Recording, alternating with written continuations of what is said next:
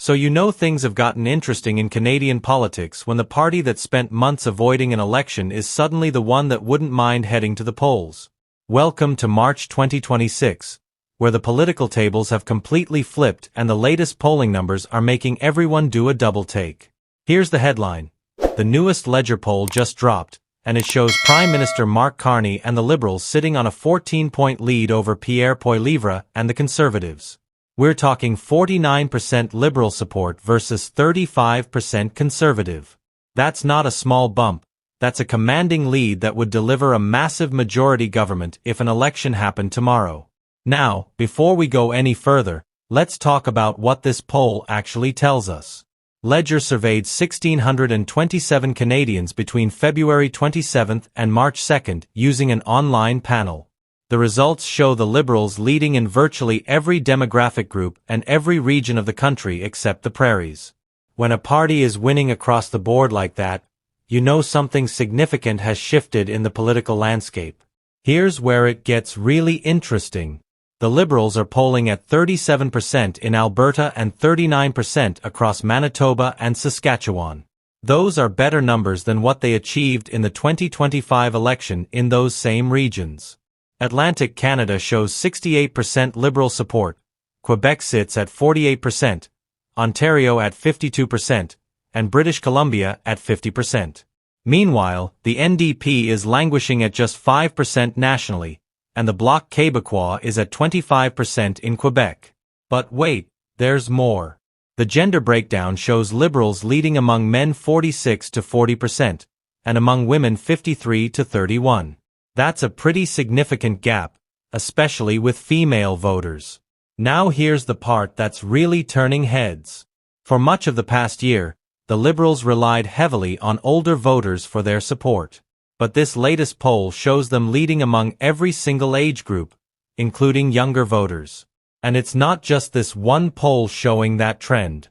Multiple major polling firms are reporting movement of younger voters toward the Liberals, though some polls show the Conservatives remaining more competitive in that demographic than others. So what's driving this shift? Well, timing is everything in politics. Prime Minister Carney's polling numbers started climbing significantly after his speech at the World Economic Forum in Davos, Switzerland. The speech received considerable attention because of its stance on U.S. policies, and Canadian voters responded positively. Since then, the momentum has continued to build.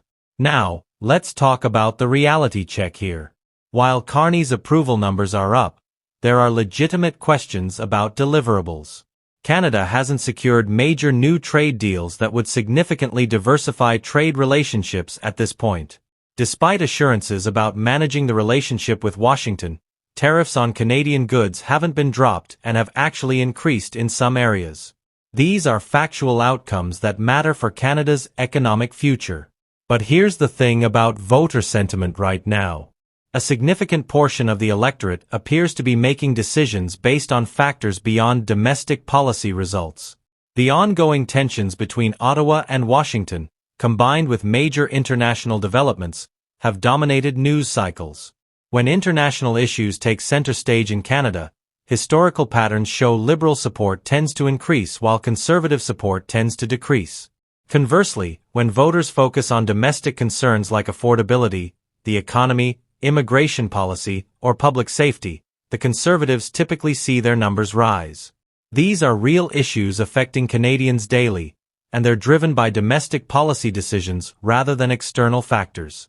The challenge for the Conservatives right now is that these domestic concerns are receiving less media attention compared to international developments. It's worth remembering what polls actually are: snapshots in time. They show how voters felt a few days or weeks ago, not how they'll necessarily vote months from now. Voter sentiment can shift, sometimes dramatically. Just 15 months ago, the political landscape looked completely different, with the Conservatives holding substantial leads in polling. The Liberal Party was facing significantly lower support numbers back then. Politics has a way of changing quickly.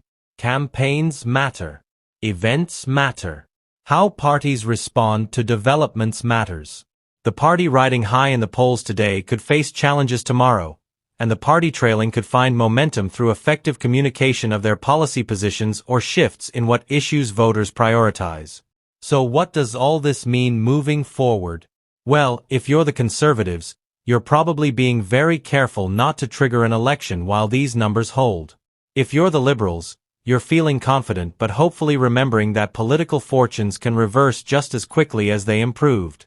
And if you're a voter trying to make sense of it all, you're watching to see how these trends develop and what issues end up mattering most when Canadians eventually head to the polls.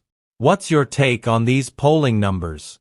Are voters responding to specific policies or broader political dynamics? Drop your thoughts in the comments because this conversation matters. And if you want to stay on top of every political development as it happens, subscribe to Canadian Truth and hit that notification bell. We're breaking down Canadian politics multiple times a day, keeping you informed without the fluff. Thanks for watching, and I'll see you in the next one.